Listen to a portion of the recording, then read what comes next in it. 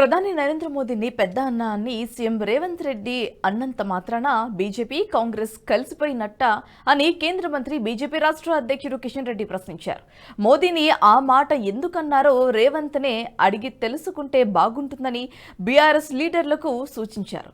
కాంగ్రెస్ గ్యారంటీలు పేపర్లకే పరిమితమవుతున్నాయని ఆరోపించారు.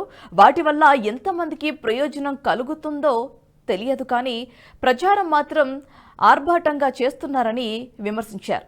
BJP state ఆఫీస్లో కిషన్ రెడ్డి మాట్లాడుతూ కాంగ్రెస్ అట్టహాసంగా 6 గ్యారంటీలను ఇచ్చిందని కానీ వాటి అమల్లో మాత్రం స్పష్టత ఇవ్వలేదని విమర్శించారు. మేనిఫెస్టోలో పెట్టిన హామీలు 6 గ్యారంటీల అమలును ప్రశ్నిస్తున్న తెలంగాణ ప్రచారం నిర్వహిస్తున్నామని తెలిపారు.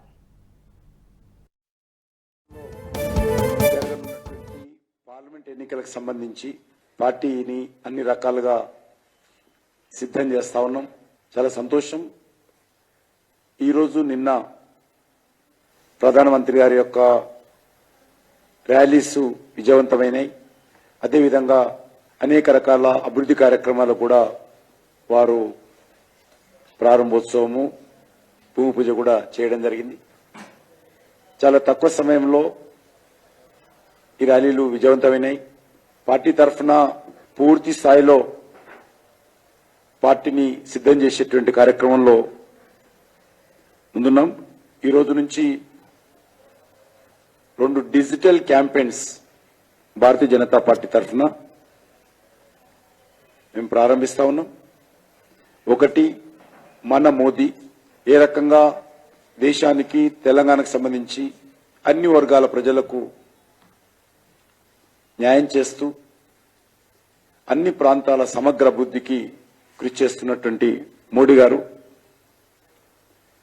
మరి వారి దూరదృష్టితో ముఖ్యంగా తెలంగాణ రాష్ట్రంలో మౌలిక వసతులు స్వాతంత్రం వచ్చిన తర్వాత 2014 వరకు మౌలిక వసతులు ఏ రకంగా ఉండేవి. ఈరోజు 2014 తర్వాత తెలంగాణ రాష్ట్రంలో సహా మౌలిక వసతులు ఏ రకంగా మరి వేగవంతంగా ముందుకెళ్తా ఉన్నాయి. ఏ రకంగా కేంద్ర ప్రభుత్వము దూరదృష్టితో ఈ మౌలిక వసతులు కల్పిస్తూ ఉంది. అందులో నేషనల్ హైవేస్ కానీ రైల్వేస్ కానీ అనేక రకాల ఇతర కార్యక్రమాలు కూడా చాలా వేగవంతంగా ముందుకు తీసుకెళ్తా ఉన్నారు. కాంగ్రెస్ పార్టీ చాలా పెద్ద ఎత్తున రాహుల్ గాంధీ, సోనియా గాంధీ, మల్లికార్జున ఖర్గే సమక్షంలో 6 గ్యారంటీలు ఇచ్చారు. ఇంతవరకు గ్యారంటీల విషయంలో ఏ రకంగా అమలు చేస్తారు, ఎప్పటి నుంచి అమలు చేస్తారు, ఏది కూడా ఇంతవరకు తెలంగాణ ప్రజలకు మరి ఒక క్లారిటీ ఇవ్వలేకపోయారు.